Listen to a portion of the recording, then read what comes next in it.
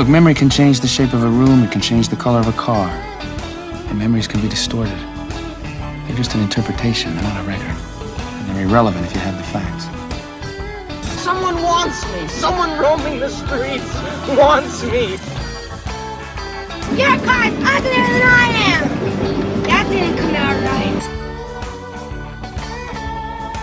right. It's the Al Travis Show. We've got him, Colonel Doge, Senator Jeff Howe. Senator, how you doing, my friend? Terrific. It's good to be home among the right-minded folks again. So it's get yourself out of Minneapolis, Palace, as I call it. It's a little nuts. I think a lot of the problems that the government has currently is it's self-imposed. We start this whole session and it was crazyville. Let's be honest, it was just nuts anyway.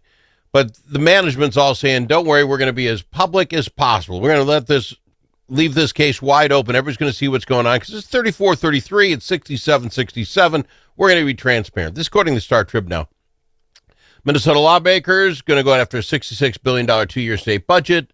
Most of the contentious work is happening behind closed doors. A reporter, Allison Kite, was briefly allowed in the Capitol conference room on Wednesday where lawmakers were going to talk human services, one of the biggest parts of the budget, right? Senator Abler said, "Great, welcome, have a seat." But two others, Representative Knorr and Schumacher, if I'm pronouncing it correctly, out of Laverne, came up and said, no, he's only talking for himself. Lawmakers need to hold private discussions before opening committee processes to the public, and they asked her to leave. I believe that's why they make these, they're not committee meetings anymore. They're welcoming committees. What do they call them? Working groups. Work groups. Is this why we call them work groups? Is that we can then do our work behind closed doors, the work of the people? Because if it was a committee hearing, it would have to be open to the public. So they are skirting the rules so they can have backdoor discussions without raising the shades and having sunlight. So why should Minnesotans not be absolutely infuriated by this? We sit here, we try to follow as much as we can. All of us got jobs, right? I guess I got a job that can follow along a little closer. But you're going to take Health and Human Services, go behind closed doors, and all of a sudden you're going to come out, next week and say, "Oh, we got it." How'd you get there? Who was offered what to make it happen?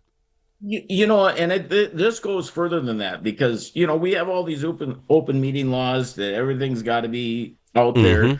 But yet, and certain folks have their emails. You got to retain all that stuff. Oh, but not agencies, not legislators. We can dump our stuff delete right as you away. go. And I'm going, what are you scared of? I mean, if you're going to put the stuff out there and you're going to have these discussions, why shouldn't you have that as an open discussion? Why are we hiding from the people that we represent? Why are we the people that we're supposed to be doing work for? We should be an open book. Completely agree. I don't work behind that. I don't glamour for the spotlight. I'm a behind the scenes guy. I work a lot behind the scenes, but I'm an open book. If you want to know something, I'm going to tell you. That's why we like having you on the show. But this is what I think frustrates a lot of us. So we all know, we've all heard every other year that you have to come up with a budget, and it has to be a balanced budget. We all have heard this, right? But what does it mean? Because the time came, Monday came and went, and you didn't have her done. Now, if I break a law, I walk across the street and jaywalk, I get a ticket. I've been fined because I broke a rule. This isn't our flipping Constitution. Well, I get it, but we're going to just do a special session. Well, they're not special anymore. We do them every other year. We just do special sessions. So then you come up with Wednesday. We're going to do it by Wednesday. You know what we said yesterday on the show? They ain't going to get that done by Wednesday. You couldn't get it done by the 4th. They ain't going to get done. Guess what? It didn't get done. Now look, maybe Tuesday. Tuesday, right after Memorial Day. Baloney. Here's why they're in a hurry, Al. All right. Take a look. Who's when is it? When's the Mitchell trial supposed to start up again? Oh yeah, that's going to affect a few things. Oh, what? Let's see. When is Wall supposed to testify in front of Congress about the China thing? Oh wow, that's I didn't coming think. up too. So hadn't thought about that. Get this stuff wrapped up. Well, that is interesting. And I don't know. I should know that. I don't know when the Mitchell trial is going to be. They just said it would be after the session. Well, we'll see what happens. Let me ask you it's first couple weeks in June, I think. Here. All right. Let me throw a couple more things at you about transparency. And again, things that get me. We were talking about fraud this entire session. You remember the little thing about the fraud? You remember the fraud thing? Written down here, Al. I want to talk about the fraud problem. All right. So we got a fraud thing. And this is where I knew this was going south. Very early on, the Republicans, I think it was in the House, put out a bill that basically said if you work for us, if you're a Minnesota State employee, you see fraud or you suspect fraud, you must turn it in. That was the law. Pretty common flippin' sense in my book. Voted down on party lines. Now we get to this IG thing, which Senator Gus has been on a lot on this program. I love the idea of the program. I think it's great. Get to this point, voted down on party lines. No one wants to stop fraud. It's crap if anybody tells you it does. They said they needed 9 million. They couldn't find 9 million. Let me tell you. So they needed to fund the school UI, the unemployment for hourly workers, right? Mm-hmm. They took transportation money, gas tax money, $77 million from the Northern Lights Express, right? Yep. It's never going to happen. There's money sitting there. And they took $77 million to help fund the unemployment for hourly workers. Okay, fine. You're taking our gas tax money that's constitutionally dedicated for roads and bridges. And whatever. Okay, you stole that for that. So there's over $100 million still sitting in that fund. Why don't we take another $9 million to fund the OIG and fight this fraud that we're already still fighting? See, but this is a terrible argument because the governor doesn't want it. Because the governor doesn't want it. Because he doesn't want he doesn't want them poking and looking into his agencies and see what's going on. Because every one of these fraud things is going to come back. Somebody at the management level didn't do their job, and he doesn't want to be blamed for it. I get that. But this $9 million crap, no one believes that. No one I know believes that. You know why? Because we know $600 million was stolen from us.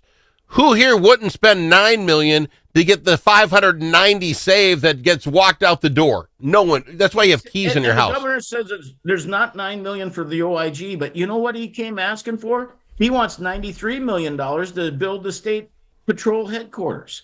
So he must still think there's another $100 million out there someplace. I think you got to move them in with the representatives in that new castle they're building there, the $735 million renovation. Absolutely.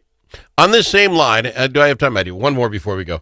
On this same line, as I understand it, talking to some folks on that committee, this closing of Stillwater Prison came out of the blue. People have said it's a problem, and all of a sudden it came out, and this wasn't done in the conference committee, as I understand. You're shaking your head. Am I right or wrong? You're absolutely right. They brought this up. I sit on the public safety, the judiciary and public safety. Never was discussed. So all of a sudden they throw this out there, and here's the game plan. They want to get rid of as many beds as they can. So if we bring up if we want to make mandatory minimum sentences, that type of thing, and actually put criminals in prison, there won't be any beds. The cost of that is going to be huge because we're going to have to build a prison. I don't know how many prisons we have, but you close this down. Are we going to send our prisoners to other states and just pay the out-of-school tuition, out-of-state tuition? I mean, I don't know how this works. What do we do with them? So here's the deal. We've been for years trying to. A lot of the Republicans have been trying to buy the Appleton prison because that was a private prison that sits there, more modern than anything else we have. Yep. And we could buy it for a lot less than we could pay for something. But even the unions don't want it because they don't want to move people all the way out to Appleton. Oh my God, we want to stay by the metro area. So but what happens? Ridiculous. You close Stillwater, the number of jobs we'll lose. Those are all union jobs, I presume, There's right? 500 jobs, yep. That are just walking out of Stillwater because of this deal that was never really talked about in committee. This is what I don't understand. This is why when you tell me people start losing their faith in government, stuff just happens. Now, maybe closing Stillwater is a great idea. Maybe it is, but we didn't talk about it. From the governor, that was the administration coming in, and maybe he should, instead of going all over the country bashing the president, maybe he should stay here and talk to us once in a while. Instead of scream at people, maybe we could actually have a conversation and find out what his thoughts are instead of seeing what he's doing on TV at some convention someplace. That's a fair enough line. We need to talk about the the nursing home problem, the cuts to nursing home, and the cost of the illegal health insurance. Okay, let's do that. I've got 5 minutes on the other side. Let's do this. We'll go to break. We'll come back. We're going to talk about that, and I would like to talk about. You can obviously see the difference. One side calls them illegal immigrants that are getting health care in Minnesota. The other side, they're just undocumented. They're just undocumented humans. Can I ask what the difference is? I believe if you're here with a student visa, you get a student visa. If you're here with the work visa, you got the work visa. You get the green card, you got the green card. Everyone else is undocumented. That means you didn't go the 3 ways we let you in. That sounds illegal to me. We'll talk about it more right after this with Senator Jeff Howe. Your financial goals requires individual planning and a comprehensive approach. At Midwest Money Management, our mission is to provide you with the knowledge, tools, and confidence to feel comfortable financially today and secure about tomorrow. Learn more at MidwestMoneyManagement.com. That's MidwestMoneyManagement.com. Securities offered through JW Cole Financial Inc., member FINRA and SIPC. Advisory services offered through JW Cole Advisors Inc., Midwest Money Management, and JW Cole Financial Inc. and JW Cole Advisors Inc. are unaffiliated entities. Chanhassen Dinner Theaters brings you its most popular show of all time, Grease. You'll hear all your favorite hits from the Broadway musical and the movie. Join the whole gang at Rydell High. We'll sing, we'll dance, we'll bring you back to high school life in the 50s. Poodle skirts, bobby socks, the soda shop, and drive-in movies. Grease! It'll rock your socks off. Order your tickets today. Visit chanhassendt.com.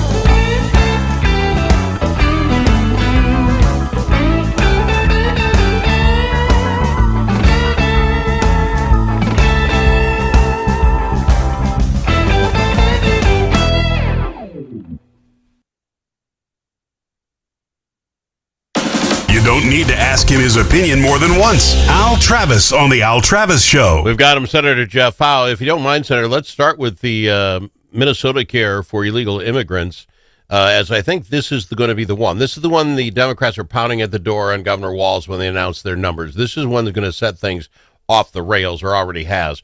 Can you tell us the cost and how all this works, sir? Well, it's about 200, rounding the numbers, it's about $221 million. Well, so currently, right? That's because going to be the cost. Well, yeah, well, we said when we did the numbers, we said 5,000 or so are going to sign up. It's already at 17,000. It's May. I mean, this could get much bigger, and then the other side's going to say, well, they aren't using it all that much anyway. Well, no, you use it when you get sick, break a leg, and all the rest. So, I mean, all of us have insurance. Right, if you have and insurance, you don't use it's going it. to go till December, and then the adults are supposed to be off, and then we'll continue with the kids. So that's where they get the number. They're estimating all this, right? It's projected, and you know how good their projections have been here lately. They haven't been very good. But guess what the cut to nursing home and long-term care is in the budget. Well, when you say cut to long-term, what are we talking about? The funding the nursing homes? Funding the nursing homes and long-term care. I have no idea. $221 million cut there. It's amazing. They're within a couple $100,000 of one another. But when you round them up, they're about the same number. So what I'm trying to portray is they're deciding to cut funding for those folks that have been here, paid taxes. Been here all this time. We're going to make cuts there, and we're going to give it over here to the folks that didn't come in through one of the three methods that you talked about. I wasn't wrong, right? It was like undocumented. How are you not? You get papers when you get any of those freedoms to come in, school or what. You get a piece of paper saying you got it. So now here's the other thing. You know, when they do this, when they set this whole thing up, they protected those folks from being reported to ICE. So all that information, now that we know who's who and where they're at, and they're getting this health insurance, well, guess what? They're not going to give that to ICE. You think that's going to work out real good with us in this Trump administration? Well, and that, talk about losing money. And they did this with the university, saying that they're going to continue with the DEI stuff, even though Trump said you do that, we're going to cut money, and then they're going to say that's on Trump's fault. You got a Department of Education. Go ahead. So they cut the $221 million to the nursing homes and long-term care. Guess what? We lose another $221 million from the federal government. Because of one for one, I get that. Mine is with it's a match. Mine is they yell that Trump wants to get rid of Department of Education. Got to have it. Our children will suffer. You must have a Department of Education. And then the Department of Education comes out and says you're going to lose your financing money if you're going to do DEI stuff. And they said, we're not listening to the Department of Education. We're not going to do that. Take our money. It's like either you believe the Department of Education, which just told you what to do, or you don't, or you're just saying keep funding a program and we'll do whatever we want anyway. And you wonder why we're broke. Well, no, I don't. We sit here and both sides of this, my friend, running laps about how much we cut from $71 billion a year 2 years ago to 66. Aren't we wonderful?